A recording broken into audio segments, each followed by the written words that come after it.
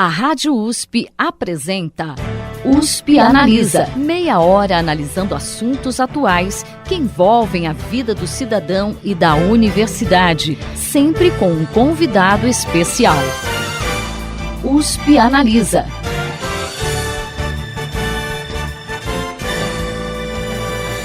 A partir de 2030, o perfil da população brasileira vai mudar. Segundo dados do Ministério da Saúde, nesse ano, o número absoluto e o percentual de pessoas com mais de 60 anos vai superar os de crianças até 14 anos. Além disso, o país terá a quinta população mais idosa do mundo. Afinal, o que é ser idoso hoje no Brasil? E como estamos nos preparando para lidar com essa inversão da pirâmide etária? Para esclarecer essas questões, o USP Analisa traz hoje ao estúdio a pesquisadora do IPEA e coordenadora de estudos e pesquisas de igualdade de gênero, raça e gerações, Ana Amélia Camarano. Ana Amélia, seja bem-vinda ao USP Analisa. Muito obrigada pelo convite. Ana Amélia, o que mudou no conceito de idoso e no perfil dessa parcela da população aqui no Brasil? Olha, se a gente tiver a ideia, né, que idoso eram nossos avós, que ficavam viúvas, vestiam de preto, enfim, tinham dificuldade para uma vida social. Se eu levar isso em consideração, eu vou dizer para você que nós não estamos envelhecendo, nós estamos rejuvenescendo. Né? Hoje, quem tem 70 anos é como quem tinha 50, 20 anos atrás. Então, houve uma grande melhoria nas condições de vida e principalmente nas condições de saúde. Então, as pessoas estão chegando às idades mais avançadas e chegando com melhores condições de saúde, autonomia e até de renda. Então, hoje, né, é difícil você precisar quem é idoso e o que é ser idoso. A legislação, a Política Nacional do Idoso, o Estatuto do Idoso, definem como idoso as pessoas de 60 anos ou mais. Né? E eu acho que hoje, cada vez mais, essas pessoas chegam aos 60 anos, mais e mais pessoas chegam aos 60 anos e com boas condições de autonomia, vamos dizer, para levar a vida, né? Seja trabalhando, seja cuidando do seu cotidiano, sem depender de ninguém. E é até interessante, né? Geralmente quem é idoso é quem tem mais de 60, 65 anos. Mas a gente vê até algumas categorias, né? A gente vai ao banco e tem a fila do idoso e tem a fila para quem tem mais de 80. Então tem um pouco a ver com isso que você falou, né? Isso é uma coisa curiosa, porque na verdade, eu falei, né, acabei de falar que a legislação define 60 anos ou mais. Tá bom. Mas, para alguns aspectos, ela define 65 anos ou mais para receber o BPC, para a aposentadoria por idade para homens é 65, para ter direito a estacionamento, vaga em estacionamento é 65. Para outros casos, como a aposentadoria compulsória, é 75 anos. E agora definiu-se os superidosos e superidosos, que são super preferenciais de 80 anos e mais. Então, fica difícil a gente saber quem é idoso. E as políticas voltadas ao idoso passaram por mudanças positivas, principalmente com a Constituição de 88 e a Política Nacional do Idoso, que foi estabelecida a partir de 94. Que análise você faz das políticas públicas atuais direcionadas aos idosos? Olha, o grande avanço foi a Constituição de 88, que garantiu uma renda mínima para praticamente todos os idosos. Né? Aqueles que puderam contribuir, que têm a renda da aposentadoria, aqueles que não contribuíram e são muito pobres, têm a renda do benefício assistencial, e as viúvas, né, que não trabalharam, mas cujo marido teve uma renda, teve uma aposentadoria, elas passaram a receber a pensão, cujo valor é o valor do benefício do marido. Né? Ou a esposa também teria direito, no caso da morte da esposa, o esposo também teria direito à pensão. Então, isso foi um grande avanço. Ela resolveu, de alguma maneira, a questão da renda quando da perda da capacidade de trabalhar, né? Porque a aposentadoria é feita para garantir uma renda para quem não pode trabalhar. Então, ela teve um grande avanço, que foi na questão da renda. Então, veio a PNI, em 94, para garantir serviços, né? Ela procura dimensionar, né, uma oferta de serviços, cujo avanço não foi equivalente ao avanço da renda. Até porque oferecer renda é muito mais fácil do que oferecer serviços. Então, a PNI ela avançou no sentido de estabelecer uma rede de serviços, mas isso não foi executado, não foi implementado na maneira como estaria explicitado. E por isso veio o Estatuto do Idoso. O Estatuto, na verdade, ele é um reconhecimento do fracasso da PNI, que ele instituiu, ele passou a criminalizar o não cumprimento dos ditames legais. Então, o que ele fez? Ele, na verdade, reconheceu o que a PNI fez e criminalizou o não cumprimento desses ditames, que seriam os ditames feito pela PNI. Então, de alguma maneira, é um avanço, sim, mas, de outra maneira, é complicado você criminalizar o setor público. Hoje, você vê a quantidade de processos, né, que existem. A gente fala da judicialização dos serviços públicos, porque se não tem um remédio, as pessoas que podem entram na justiça, se não tem vaga no hospital, entram na justiça. Mas, muitas vezes, isso não resolve. Porque se não tem vaga, não tem vaga. Se não tem remédio, não tem remédio. Às vezes não é só para o idoso, né? Para o público geral. Então, é uma coisa complicada. E, então, o que está acontecendo na prática é que quem está sendo criminalizado é a família. Porque se ela não cuida do idoso, ela sim é criminalizada. Ela pode ser criminalizada de alguma maneira, né? Então, sempre a corda arrebenta do lado mais fraco. Então, se você abandona seu pai no hospital porque você não tem meios de cuidar dele, você é criminalizada. Se você deixa seu pai em casa sem cuidado, você é criminalizada. E é justamente sobre família, né, que a gente ia falar agora, exatamente por essa questão da Política Nacional do Idoso priorizar o atendimento ao idoso através das famílias, né? Porém, a gente sabe que nas últimas décadas a família brasileira passou por diversas mudanças estruturais, principalmente com a entrada da mulher no mercado de trabalho, que até então era quem cuidava, né, do idoso na família. Que outras análises você faz dessas mudanças, né, no perfil da família e como que o cuidado ao idoso está se adaptando a elas? Olha, a mudança realmente, né, tanto a própria Constituição, a PNI e o Estatuto atribuem à família a principal responsabilidade pelo cuidado do membro dependente. Aí no caso, seria do idoso. Mas ela não perguntou para a família se a família quer, ela não perguntou à família se a família pode. E isso, então, tem gerado uma série de problemas, que a família, na maioria das vezes, não tem condição. A família hoje é menor, né? As pessoas têm menos filhos. A mulher, quando você fala família, você fala mulher. A mulher, hoje, participa ativamente do mercado de trabalho. Ela pode ter até mais dinheiro para pagar pelo cuidado dos seus membros dependentes, mas ela com certeza tem menos tempo. Os arranjos familiares, os arranjos nupciais são diferentes, né? Hoje as pessoas casam, descasam, recasam, não casam, não têm filhos. Então eu gosto de brincar que, por exemplo, múltiplos casamentos, que hoje é comum, que significa? Significa menor convivência, né? Porque múltiplos casamentos, você não casa mais até a morte os separe. Você fica menos tempo casado.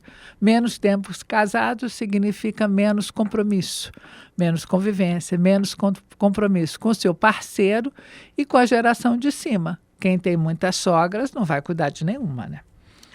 E é engraçado, se a gente for pensar, né, daqui mais alguns anos a gente pode ter ainda outra mudança, porque se a gente for pensar que as mulheres estão tendo filhos mais tarde, né, imagina às vezes a pessoa está ainda batalhando por uma carreira, né, e os pais já estão mais idosos, então a gente tem mais perspectivas de mudança no perfil da família.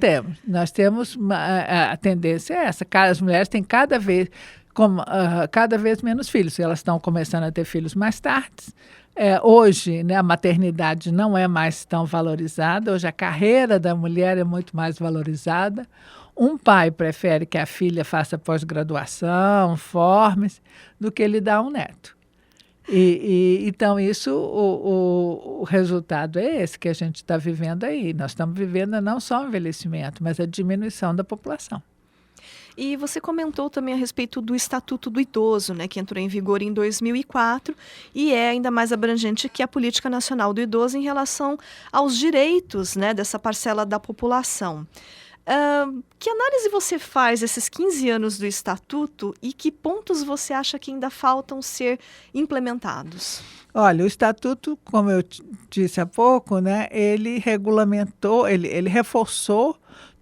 Ele reuniu numa única peça legal as outras políticas, as outras legislações que haviam em favor do idoso. E ele transformou isso em direito e, no momento, então, criminaliza o seu não cumprimento. Então, esse foi o avanço, quer dizer, a criminalização do não cumprimento.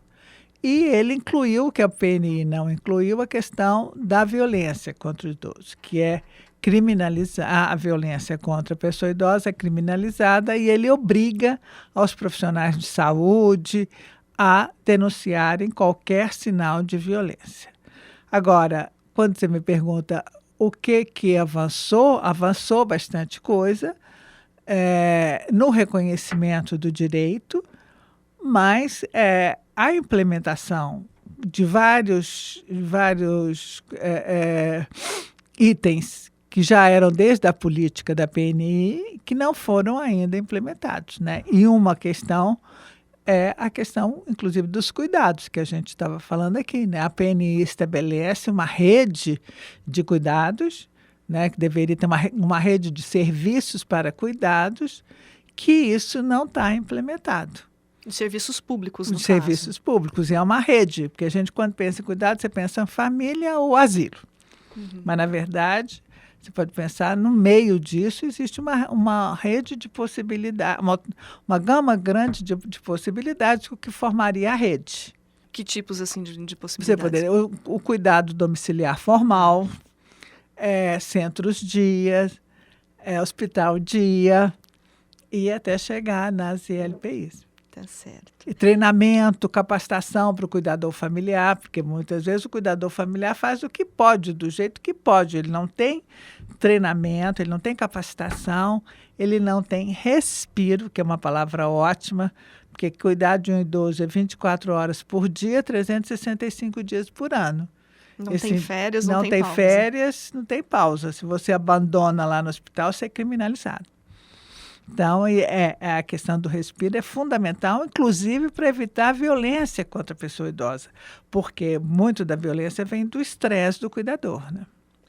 E como a gente disse no início do programa, né, a partir de 2030, espera-se a inversão do perfil da população brasileira, com um número maior de idosos acima de 60 anos que de crianças até 14 anos. Na sua opinião, Ana Amélia, o país está preparado para lidar com a mudança no perfil demográfico? O que a gente precisa melhorar até lá? Olha, eu acho que nenhum país ainda está preparado. Porque, na verdade, isso, pela primeira vez na história, nós estamos assistindo a uma redução da população e ao envelhecimento. Dois fenômenos que acontecem juntos. A sociedade está olhando muito mais os países para o envelhecimento e não está olhando para a questão da redução do crescimento populacional. Então, no longo prazo, eu acho que se não passar por um aumento da fecundidade, não tem solução para a previdência, não tem solução para cuidados, não tem solução. Porque, na verdade, nós temos uma balança com dois pratos. Você tem um que está subindo e outro que está caindo. Os mecanismos, né, na verdade, a nossa sociedade funciona muito através da solidariedade entre gerações. Mas se você tem uma geração crescendo muito e a outra diminuindo, como é que você faz? Pensa bem, essas crianças diminuindo, é a força de trabalho que está diminuindo. Quando a gente pensa em redução da população, geralmente a gente pensa na questão previdenciária. Mas que outros impactos a gente pode dizer que isso pode trazer para o país? Na economia, quem vai produzir? Quem vai trabalhar, né, para fazer a economia crescer? É um problema sério. É um problema sério. Se você pensar no limite, o Brasil acaba por falta de brasileiro. Faz sentido. E em outros países, como que está sendo lidada essa questão? Olha, vários países já têm políticas intensas para o aumento da fecundidade. Na verdade, onde a política, onde elas estão funcionando mais, é na Escandinávia. Por quê? Porque, como eu já te falei antes, a maternidade hoje ela é desvalorizada. Tá? Então, por exemplo, eu me lembro, lendo sobre a Itália, quando o governo italiano aumentou a licença maternidade de 6 para 9 meses, o movimento feminista foi contra. Por quê? É um estímulo, né? É um estímulo, não. Você está mandando a mulher para casa e está deixando lugar para os homens no mercado de trabalho. Então, é preciso que se tenha políticas que permitam que a mulher concilie a carreira com a maternidade, que é o que está acontecendo na Escandinávia. Porque quando você fala licença maternidade, você está falando que a mãe tem que cuidar. E mesmo que você tenha uma licença remunerada, aqui no Brasil, você fica 6 meses fora do mercado de trabalho. Quando você volta, é outro mundo. Com o avanço tecnológico, você pode ter seu emprego garantido, mas suas colegas já tiveram promoção. O custo de oportunidade é alto de você sair 6 meses. Estou falando 6, nem a 9, nem nada. 6. É alto esse custo de oportunidade. Agora, na Escandinávia, você tem uma combinação, chama licença para o criador da criança. Pode ser dividido, então, no caso. Pai, mãe, avô, um fica um mês, outro fica um mês, a outro fica um mês. Então, para não ter um impacto grande na carreira. E o aumento da longevidade da população também impacta o sistema único de saúde, né? Já que esse público tem necessidades específicas de atendimento, que é aquilo que a gente estava comentando, né? Até a respeito da questão dos remédios, né? Você acredita que isso vai trazer necessidade de mudanças também nas políticas públicas de saúde? Sim, né? Porque com o envelhecimento você muda o perfil epidemiológico, né? Nós passamos... Se bem que o Brasil não passa, ele só adquire, né? Não elimina, mas quando a fecundidade é alta, quando há muitos nascimentos, você tem um perfil de doenças que é muito doenças infecto-contagiosas. No envelhecimento, muda o perfil epidemiológico, você passa a predominar doenças crônicas degenerativas. Com o avanço da medicina, essas doenças elas passaram a ser, em maioria, não letais, mas não curáveis. Então, elas significam que as pessoas vivem um tempo maior, doentes, necessitando de cuidados médicos, de cuidados de longa duração, ou seja, custando mais ao sistema. Então, na verdade, o que se pode pensar é investir muito em prevenção. Promoção e prevenção da saúde, para que mais e mais que as pessoas cheguem lá em melhores condições de saúde. E a questão também da morte digna, né, para ser acompanhado também no final da vida. Exatamente. Esse é outro ponto, né, que tem a ver com a questão dos protocolos médicos, né, porque hoje, com o avanço da tecnologia médica, eu gosto de dizer que está difícil morrer. Está difícil nascer e também está difícil morrer. Né? Você fica prolongando a vida, não sei se a vida ou a morte das pessoas indefinidamente. Isso custa caro, custa financeiro, o custo financeiro é alto, o custo emocional das famílias é alto. Mas se ainda não tem, que na verdade ainda é o protocolo vigente, é salvar a vida a qualquer custo. Mas qual que é o custo? Então, a pessoa que está entubada 6, 7 meses, todo mundo conhece um caso de alguém que ficou na UTI 6 meses, 7 meses, vegetando, e isso é dignidade? Não é, né? Para mim não é. Que vida é essa que as pessoas estão levando? Então é preciso, né? Hoje já o Conselho Federal de Medicina já reconheceu a declaração antecipada de vontade, que as pessoas podem deixar escrito como elas querem terminar seus dias, se tiver uma doença terminal, não quer tratamento invasivo, não quer ser ressuscitado, você já pode definir. Os cuidados paliativos já foram reconhecidos como uma especialidade da medicina, né, que é muito mais, não é você deixar à deriva, né, que cuidado paliativo não quer dizer qualquer coisa, não. São cuidados humanizados para que a pessoa não sofra, mas também não tenha esse excesso de tecnologia, esse chamado uso supérfluo da tecnologia. E com a proposta da reforma da Previdência Social que está tramitando atualmente no Congresso, a população também vai tender a sair mais tarde do mercado de trabalho, né, já que a idade mínima será de 62 anos para mulheres e 65 para homens. E se a gente for pensar na possibilidade de receber o benefício integral, né, vai ser preciso pelo menos contribuir por 40 anos. Qual que vai ser o impacto dessa saída tardia na vida dos idosos? Olha, a primeira coisa é que quando você mexe em previdência, você mexe no mercado de trabalho. Tá? Não tem jeito, porque é o outro lado do mercado de trabalho. A previdência é o outro lado do mercado de trabalho. Então, eu acho que o impacto pode ser positivo. Tá? Porque você pensar que vários países, a saída do mercado de trabalho, por exemplo, o caso do Japão, que, né, principalmente os homens foram educados, que trabalho dignifica o homem para trabalhar até morrer, depois aposenta, tem mais 10 anos pela frente, isso leva a uma perda de papel social, leva ao alcoolismo, até a suicídios. Agora, a questão é que se você que precisaria a política de previdência vir acompanhada de de garantias de empregabilidade para esse trabalhador.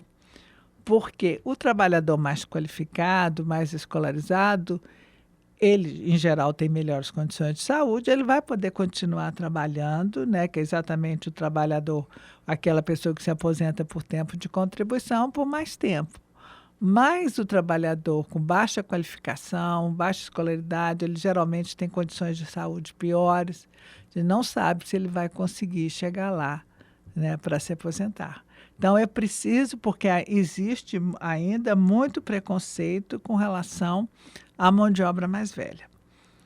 Exatamente por ele ter uma escolaridade mais baixa, tem mais dificuldade de acompanhar as mudanças tecnológicas, tem piores condições de saúde. Isso leva a taxas elevadas de abstencionismo. Então, é preciso também que o Estado incentive as empresas a contratarem mão de obra mais velha. Aliás, tem um parágrafo no Estatuto do Idoso que fala do Estado incentivar empresas para contratar mão de obra mais velha. E até em concursos públicos, né? Também, que a idade é uma das... agora é proibido, né? Uhum. A idade não pode ser mais um fator. De discriminador. Tá certo.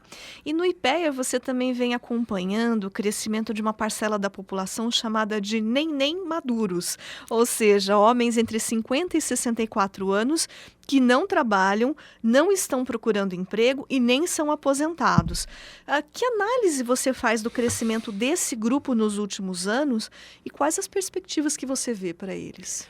Olha, a análise é essa. Eu acho que eles estão discriminados no mercado de trabalho, porque eles são, em maioria, com escolaridade muito baixa, são pretos ou pardos, têm condições de saúde piores do que os demais, então eles sofrem uma discriminação no mercado de trabalho. Eu acho, estão, obviamente, em famílias de renda mais baixa. Se não houver um investimento do Estado nessas pessoas, em termos de capacitação e melhoria de condições de saúde, eles vão ser candidatos ao benefício assistencial. Então, ou seja, a perspectiva talvez não seja tão boa assim. Não. Então, essa coisa, quando se fala, se critica o BPC porque ele desestimula as pessoas a contribuírem, na verdade, essas pessoas, por exemplo, que não estão contribuindo, não têm condições de contribuir. A gente corre o risco de ter um aumento de miséria entre os Sim, idosos por conta dessa mudança? Nós corremos o risco de ter uma reversão, né? Porque o Brasil ele foi um avanço no sentido de ter dissociado envelhecimento de pobreza, que os idosos, até o presente momento, são menos pobres do que os não idosos, mas essa tendência pode se reverter.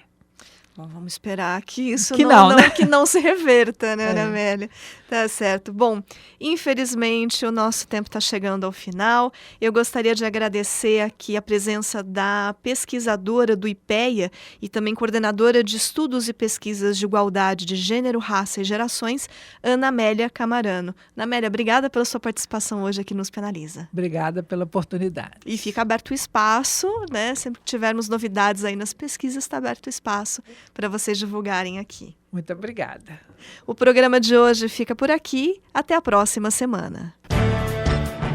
Você ouviu USP Analisa, um programa da Rádio USP Ribeirão em parceria com o IEA, Instituto de Estudos Avançados, Polo Ribeirão Preto. Produção do Serviço de Comunicação Social da USP e do IEA.